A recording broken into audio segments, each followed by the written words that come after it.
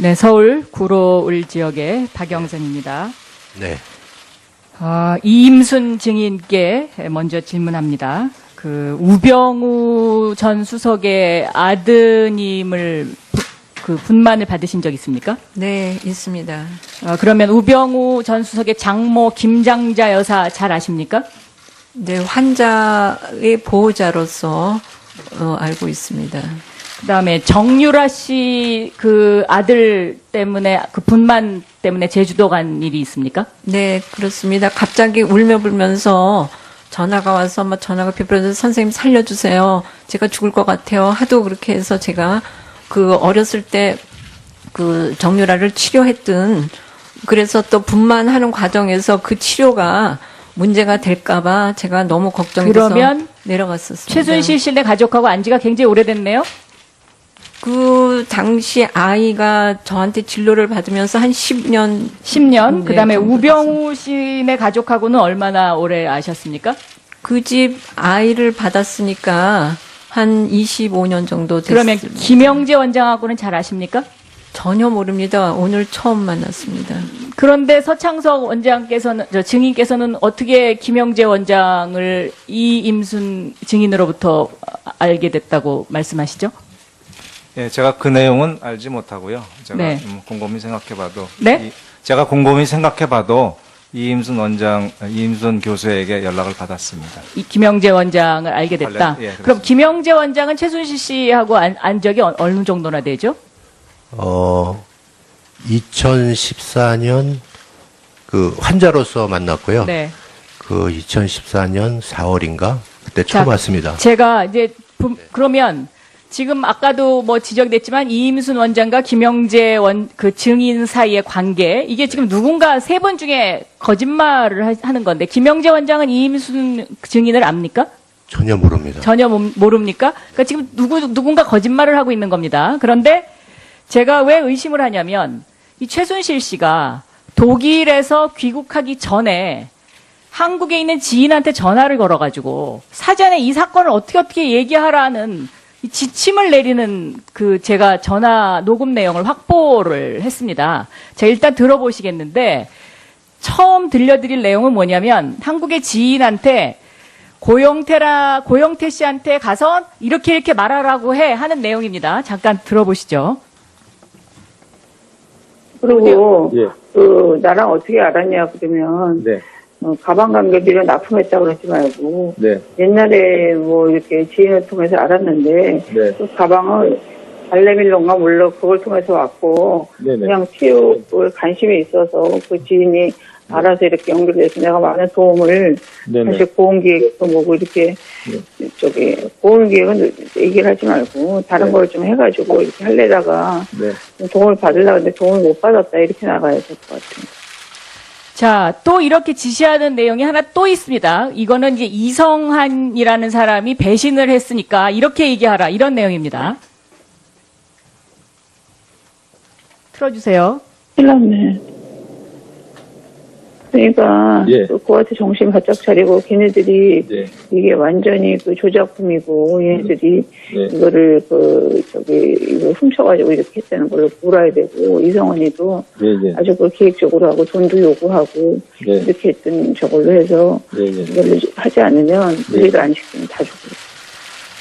실제로 이성한이라는 사람이 돈을 요구했다. 뭐 이런 기사가 저 후에 나옵니다. 저게 10월 말경의 얘기거든요. 그러니까 독일에서 귀국하기 직전의 얘기입니다. 그래서 제가 이 지금 그 최순실 씨와 잘 오랫동안 알았던 이임순 증인께서 혹시 이런 어떤 지침 받으신 적 있습니까? 모른다 그래라. 없습니다. 네? 김영재 증인은 이런 지침 받으신 적 네, 없습니까? 전혀 없습니다. 저희가 지금 그 의심되는 대목이 있어서 자꾸 이렇게 질의 드리는 거고요. 자, 김장수 증인께서는요, 중국 베이징에서 특파원들하고 그 인터뷰를 하셨잖아요. 네네. 그 내용을 보면 대통령하고 유선 전화를 4번 통화했다고 그랬어요. 그런데 그때 오후에 2시 50분인가 통화한 거는 확실하게 말씀을 하시면서 오전 통화는 생각이 잘 안 난다. 이렇게 얼버무리시더라고요. 왜 그랬습니까? 그때에 네.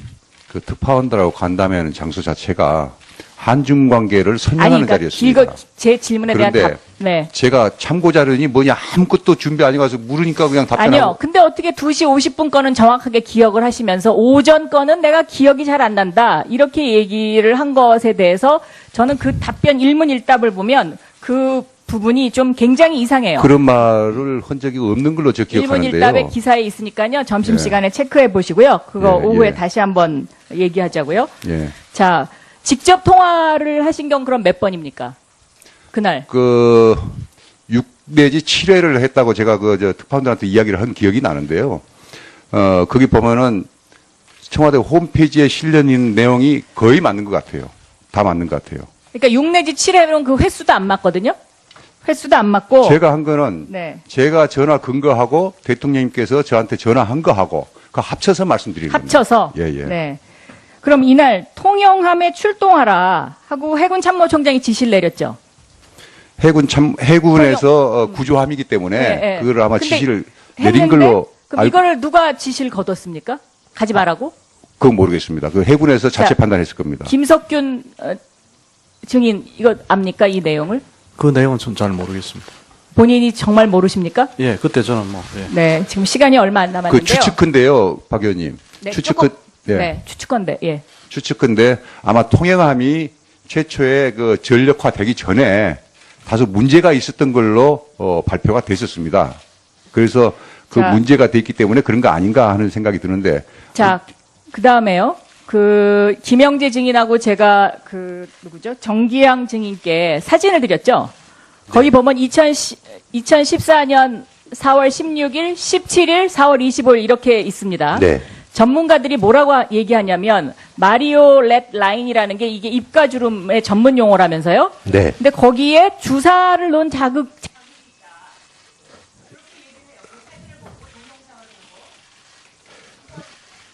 근데 여기는 잘 안 보입니다. 그리고 그 제가 봤을 때는 메리오네트 라인을 만약에 시술한다 그러면 주름살이 없어져야 되는데 주름살이 선명하게 있는 거 봐서는 뭐 시술한 것 같지는 않습니다.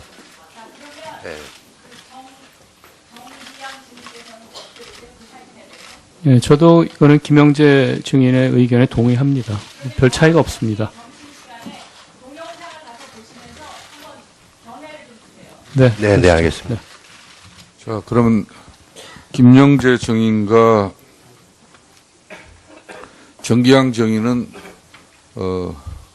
박영선 위원과 세밀한 자료 분석 같이 응해 주시기 바라겠습니다. 네, 알겠습니다. 점심시간입니다.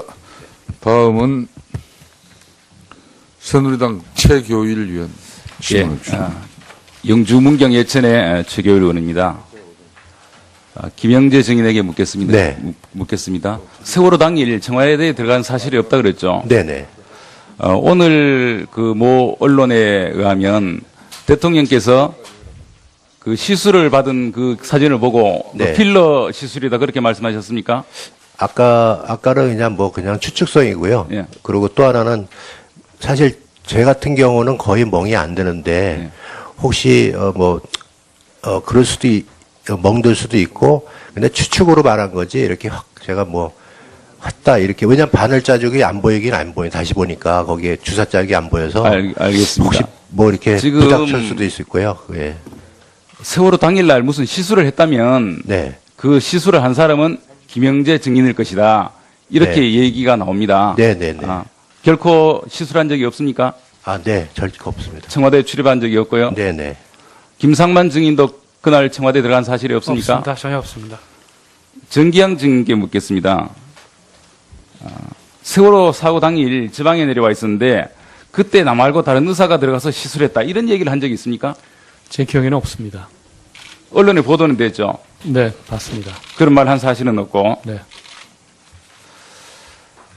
대통령에게 그 김영재 원장이 개발한 영스리프트 이 시술을 소개한 사실이 있습니까?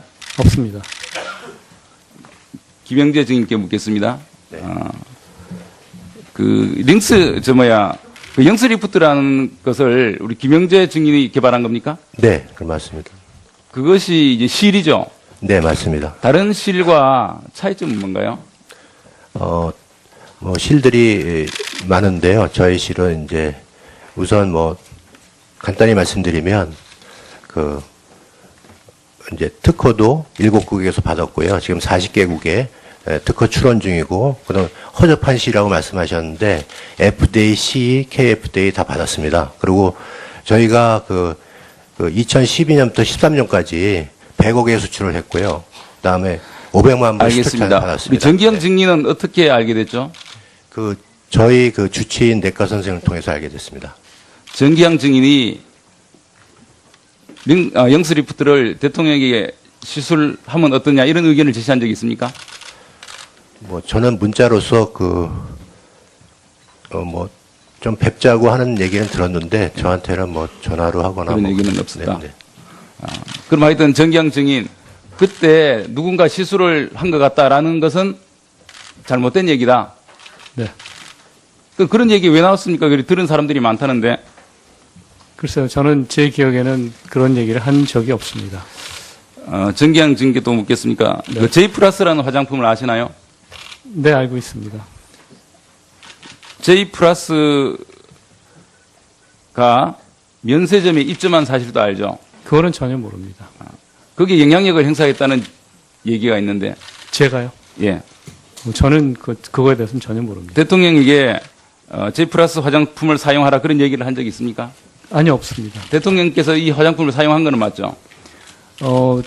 제가 대통령께 한 번을 전달드린 적은 있습니다. 그걸 김영재 원장께서 저한테 선물로 좀 주셔가지고 제가 주치의로 있을 때 뭐 보습제 같은 거 이런 거 좀 갖다 드리면서 그것도 한 번 전달해 드린 적은 있습니다. J 그렇지만 플러스 그거에 대해서 전혀 설명을 드리거나 그런 적은 없습니다. 화장품을 사용하라고 전달한 적이 있고 그것이 그 청와대에서 지난 설 때 그 선물 세트로 선정이 되어서 선물로 돌린 사실을 알고 있나요? 그 사실에 대해서는 전혀 모릅니다. 예, 950세트가 납품이 됐다고 합니다. 우리 김상만 증인께 묻겠습니다. 보건복지부 감사 결과에 의하면 최순실 씨 자매가 총 665회 차원병원에서 진료를 받은 것으로 되어 있는데요. 그중에 한 402회가 주사치 처방인데 우리 김상만 증인이 진료한 것은 몇 회 정도 됩니까? 거의 제가 봤습니다. 2014년까지는. 그 2008년부터 14년 있는 동안은 거의 그럼 그 정도 수백에 대해서 진료를 했겠네요. 아마 제 사인 있는 건 제가 다 진료한 거겠죠. 그때 처방한 것이 주로 어떤 처방이죠?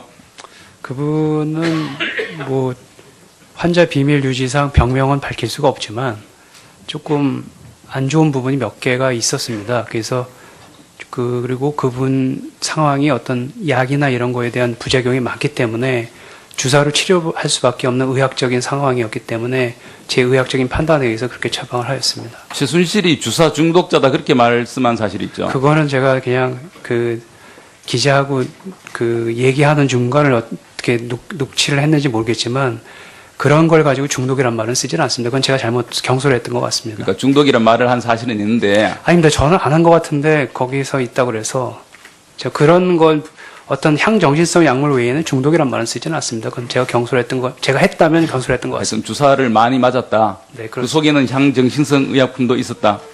거의 향정신성 약물은 주사로는 없었습니다. 그리고 보건복지부 감사 자료에 의하면 약물을 보통 그 처방하는 것보다 2, 3배로 이게 많이 처방된 것인데 그런 사실도 있습니까? 있습니다. 그건 어떻게 된 거죠? 간혹가다 이제 그분 같은 경우에는 일주일에 2번에서 3번 정도 주사할 때가 있거든요. 근데 예. 차움에서는 이제 환자에 대한 배려 차원으로 이게 올 때마다 진찰료를 계속 내야 되니까 한 번 처방하고 주사만 맞게 하는 경우도 있고 실질적으로 그분이 워낙 성격이 급해서 자기는 여기 이 낮 시간에 그러니까 병원 진료 시간에 주사를 맞을 수 없으니까 주사는 꼭 맞아야 되면 자기가 근처 의원이나 아니면 그 가정간호사한테 주사를 맞겠다 해서 예, 알겠습니다. 포장해 준 적이 있습니다. 예. 시간이 없어서 우리 김영재 증인께 묻겠습니다. 그 2006년에 네. 대통령께서 테러를 당한 사실 있죠? 테러, 예. 예, 그래서 이 상처가 났지 않습니까? 네, 네, 네. 그 치료를 한 사실이 있습니까? 저는 세브란스에서 한 걸 알고 있고요. 그 후에 한번 그 청와대 들어가서 이렇게 좀 봐달라고 해서 봐준 적이 그러니까 있습니다. 이 안면마비가 네, 네. 온다. 그래서 그 처음 네. 본 것이 언제쯤이죠? 2014년 4월인가? 아니, 4월이 아니구나. 2월인가 그렇습니다. 2014. 예. 오늘 처음 만났습니다. 그런데 서창석 원장께서는, 증인께서는 어떻게 김영재 원장을 이임순 증인으로부터 알게 됐다고 말씀하시죠? 예, 제가 그 내용은 알지 못하고요. 제가 네. 곰곰이 생각해봐도 네? 제가 곰곰이 생각해봐도 이임순 교수에게 연락을 받았습니다. 이 김영재 원장을 알게 됐다. 예, 그럼 그렇습니다. 김영재 원장은 최순실 씨하고 안 적이 어느 정도나 되죠? 2014년 그 환자로서 만났고요. 네. 그 2014년 4월인가? 그때 처음 자, 왔습니다. 제가 이제 그러면 지금 아까도 뭐 지적됐지만 이임순 원장과 김영재 그 증인 사이의 관계 이게 지금 누군가 세 분 중에 거짓말을 하는 건데 김영재 원장은 이임순 증인을 압니까? 전혀 모릅니다. 전혀 모릅니까? 그러니까 지금 누군가 거짓말을 하고 있는 겁니다. 그런데 제가 왜 의심을 하냐면 이 최순실 씨가 독일에서 귀국하기 전에 한국에 있는 지인한테 전화를 걸어가지고 사전에 이 사건을 어떻게 얘기하라는 이 지침을 내리는 그 제가 전화 녹음 내용을 확보를 했습니다. 자, 일단 들어보시겠는데 처음 들려드릴 내용은 뭐냐면 울면서 전화가 와서 막 전화가 비버려서 선생님 살려주세요. 제가 죽을 것 같아요. 하도 그렇게 해서 제가 그 어렸을 때 그 정유라를 치료했던 그래서 또 분만하는 과정에서 그 치료가 문제가 될까봐 제가 너무 걱정돼서 그러면 내려갔었습니다. 최순실 씨네 가족하고 안 지가 굉장히 오래됐네요. 그 당시 아이가 저한테 진료를 받으면서 한 10년 10년. 네, 그다음에 정도 우병우 씨네 가족하고는 얼마나 오래 아셨습니까? 그 집 아이를 받았으니까 한 25년 정도 됐습니다. 그러면 김영재 원장하고는 잘 아십니까? 전혀 모릅니다. 한국의 지인한테 고영태 씨한테 가서 이렇게 말하라고 해 하는 내용입니다. 잠깐 들어보시죠.